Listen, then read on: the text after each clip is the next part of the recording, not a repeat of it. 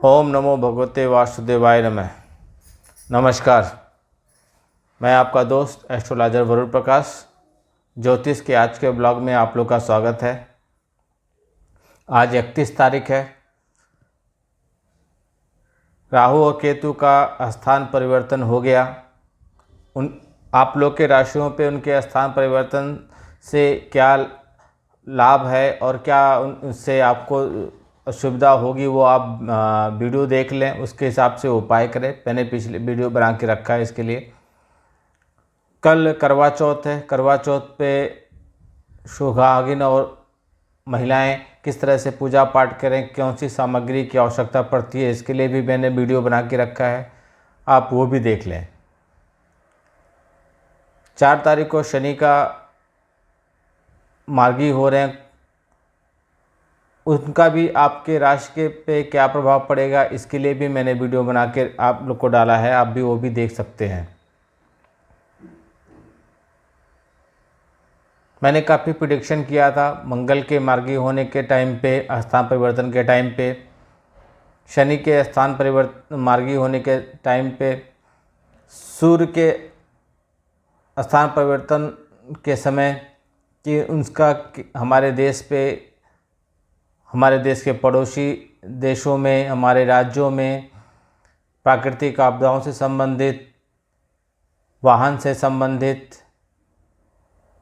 आप उसको विस्तार पूर्वक हमारे वीडियो को देखें तो आपको पता चल जाएगा और उसके हिसाब से आपको सावधानी बरतें तो ज़्यादा बेहतर होगा।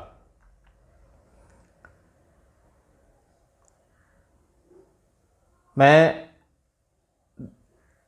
2-3 दिन से कोशिश कर रहा था कि धनतेरस और दीपावली के बहुत अच्छे शुभ अवसर आने वाले, माता लक्ष्मी की पूजा करने से पहले छोटी छोटी मूल चीज़ें हैं जिनको आपको समझना और जीवन में उसको लाना, उसमें सुधार करना बहुत आवश्यक है। सभी वर्ग, जितने भी तरह के इंसान हैं पृथ्वी पे, सबको एक ही चीज़ मूल आवश्यकता है, वो धन, पैसे की। और दीपावली जैसा शुभ अवसर बेहतर नहीं मिलेगा, 1 साल के बाद ही मिलेगा। तो आप पैसे से संबंधित जो भी समस्याएं आपके जीवन में चल रही, वो इस दीपावली में आप पूरा कर सकते हैं। छोटे छोटे अनुष्ठान, टोटके या पूजा पाठ की विधि से आप उन चीज़ों को अपने जीवन में समस्याओं को दूर कर सकते हैं। लेकिन उन समस्याओं तक पहुंचने से पहले छोटे छोटे उपाय आपको अपने जीवन में डेली के रूटीन में लाना है, जिसको लाने से आप अपने आप सुधार करेंगे। फिर आप वो चीज़ें करेंगे तो उसका जल्दी से जल्दी आपको लाभ मिलेगा। मैं कल और उसके पहले वाले दिन पे छोटे छोटे उपाय बताया था जो आपको अपने जीवन में लाना चाहिए, चरितार्थ करना चाहिए। उन चीज़ों को करने से आपको लाभ मिलेगा। आज मैं आपको और छोटे छोटे चीज़ें बताऊंगा आज और कल। फिर आपको 2 तारीख से मैं धनतेरस और लक्ष्मी जी दीपावली पे क्या पूजा पाठ करना चाहिए, कैसे करना चाहिए, किन चीज़ों की आवश्यकता पड़ती है, वो करना चाहिए। दीपावली में और धनतेरस है, धनतेरस को लोग कुछ न कुछ द्रव्य पदार्थ वगैरह खरीदते हैं, सोना चांदी जिसकी जिसकी क्षमता हो। लेकिन अगर आप बहुत ज़्यादा चीज़ें नहीं खरीद सकते तो एक 7 चीज़ें ज़रूर खरीदिएगा। मैं आपको कल के वीडियो में डालूँगा। वो 7 चीज़ें ज़रूर खरीदना आपको चाहिए धनतेरस के दिन। बहुत महंगे सामान नहीं है, 1500 के अंदर सब हो जाता है। और वो चीज़ें आप लेके आएंगे तो उसका बड़ा शुभ परिणाम मिलता है। बाकी आप खरीदने को तो कुछ भी खरीदें, सोना चांदी, गाड़ी घोड़ा, घर बंगला, जो भी मर्जी। लेकिन अगर आप सब कुछ नहीं कर सकते हैं तो वो 7 पदार्थ जो मैं आपको कल बताऊंगा कल के वीडियो में, वो खरीदिएगा। धनतेरस के दिन नोट करके रख लीजिए, उससे आपको बहुत लाभ होगा। और कुछ अगर आप जानना चाहते हैं तो कमेंट बॉक्स पे हमको लिखिए, हम उसमें आपको बताएंगे। हमसे बात भी कर सकते हैं, हमारे दिए हुए नंबरों पे आप कॉल कीजिए, हमसे बात कीजिए। तो आप छोटी छोटी मैं चीज़ों बता रहा हूँ जिसको आपको जीवन में याद रख लेना चाहिए। उन चीज़ों से करने से आपको फ़ायदा होगा। घर में अगर आप पूजा पाठ करते हैं, भगवान का मूर्ति वगैरह सब कुछ रखते हैं, तो एक ही भगवान के एक से अधिक स्वरूप मत रखिए। जैसे लोग शंकर भगवान का फोटो रखते हैं तो एक शंकर भगवान का रख लिए, शंकर पूरे परिवार के साथ रख लिए, एक अलग से कुछ रख लिए, तो ऐसे नहीं। एक भगवान का सिर्फ एक ही फोटो या मूर्ति जो भी आप रखते हैं वो रखिए।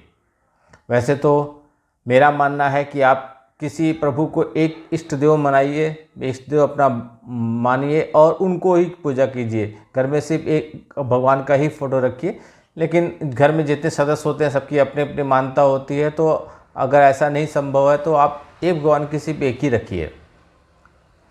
घर में कभी भी दो शिवलिंग की पूजा मत कीजिए। पूजा स्थल पे एक साथ 3 गणेश जी नहीं रखने चाहिए। शालिग्राम जानते होंगे, शालिग्राम बहुत लोग अपने घर में रखते हैं। उसकी बटिया जितनी छोटी हो उतना फलदायक होता है। आप लोग देखे होंगे पूजा पाठ के समय पंडित जी लोग उंगली में कुश पहनाते हैं।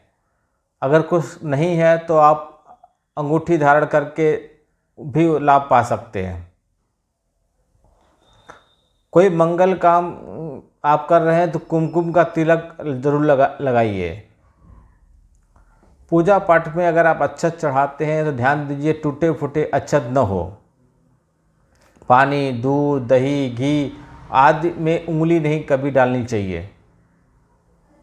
उनको अगर आप भगवान को चढ़ाना है तो उन्हें लोटा, चम्मच आदि से लेना चाहिए, क्योंकि नाखून के स्पर्श से वो अपवित्र हो जाता है और वो पूजा पाठ भगवान के योग्य नहीं रह जाता है।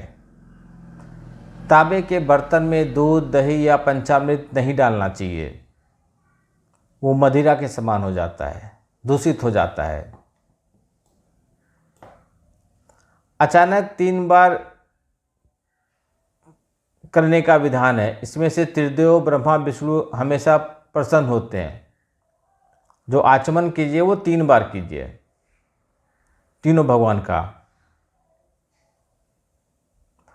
आचमन के बाद दाहिने कान का स्पर्श करने से आचमन के तुल्य माना जाता है। कुश आप देखेंगे कल करवा चौथ है, कुश का इस्तेमाल होता है। कुश के आगे वाले भाग से देवताओं पे कभी जल नहीं छिड़कते। देवताओं को कभी अंगूठे से नहीं मलते।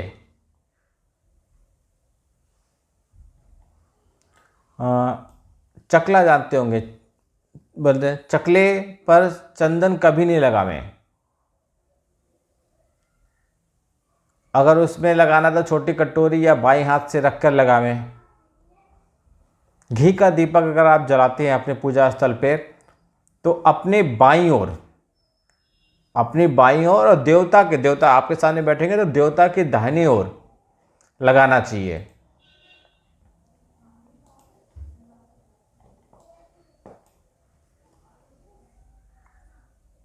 पुष्पों को बाल्टी, लोटा जल में डालकर फिर निकालकर नहीं चढ़ाना चाहिए।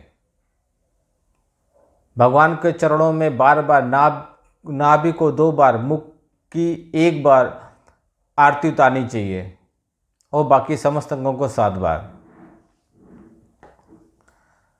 श्री भगवान का आरती समय अनुसार जो घंटा, नगारा, झांझर, थाली इत्यादि जो भी आप हैं उन सबसे करना चाहिए। इससे वातावरण शुद्ध होता है, कीटाणु नष्ट होते हैं और सकारात्मक ऊर्जा फैलती है। लोहे के पात्र से भगवान को नैवेद्य नहीं अर्पण करना चाहिए। हवन अगर आप कर रहे हैं उसमें अग्नि जब तक न निकल जाए, धुआं निकलने पे नहीं, जब तक अग्नि न निकले तब तक आप उसमें आहुति न दें।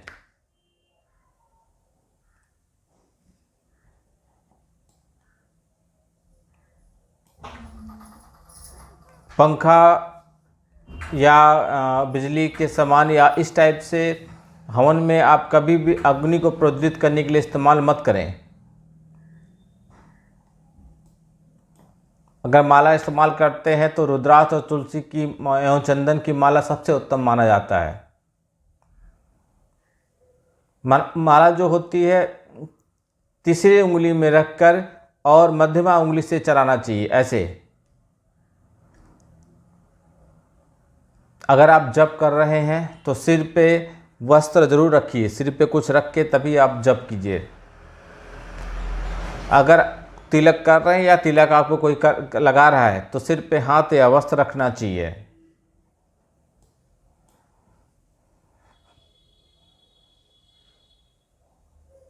अगर आप कोई भी जप कर रहे हैं, अनुष्ठान कर रहे हैं, माला कर रहे हैं, तो उसको जो माला का मेरु होती है, मेरुदंड, उसको आप जल गिरा के और गायत्री मंत्र कीजिए। उसके बाद माला शुद्ध हो जाता है। फिर आप जल का माला का इस्तेमाल कीजिए मंत्र जप करते समय। ये छोटी छोटी चीज़ें हैं जिसको आपको जानना चाहिए। गणेश जी को तुलसी कभी नहीं चढ़ाना चाहिए। देवी दुर्गा को धूप कभी नहीं चढ़ाना चाहिए। एक जैसे दो शंख आपके पूजा स्थल पे नहीं होना चाहिए। भगवान विष्णु को अगर आप तिलक लगाते हैं, उसमें चावल नहीं होना चाहिए। घर के अंदर अगर आप शिवलिंग रखते हैं तो अंगूठे के साइज से बड़ा नहीं होना चाहिए। खंडित मूर्ति का पूजा नहीं करना चाहिए। रविवार को तुलसी न तोड़ना चाहिए, न जिसमें जल चढ़ाना चाहिए। सुहागिन औरतों को कभी चंदन का तिलक नहीं लगाना चाहिए। शंकर भगवान को कोई भी कुमकुम रोली नहीं चढ़ाना चाहिए। दीपक से दीपक कभी नहीं जलाना चाहिए। दीपक से धूप बत्ती कभी नहीं जलाना चाहिए। तुलसी को कभी चबा के नहीं खाना चाहिए। और मंदिर से लौटते समय कभी तुरंत घंटी नहीं बजाना चाहिए। हाथ पैर नहीं धोना चाहिए। तुरंत नहीं करना चाहिए। ये सब छोटे छोटे उपाय हैं। इन चीज़ों को अपने जीवन में आप अपनाइए। फिर मैं आपको 2 तारीख से, परसों से आपको बड़े बड़े उपाय बताऊंगा दीपावली और धनतेरस में करने के लिए, जिससे आपको शीघ्र बहुत लाभ होगा। नमस्कार।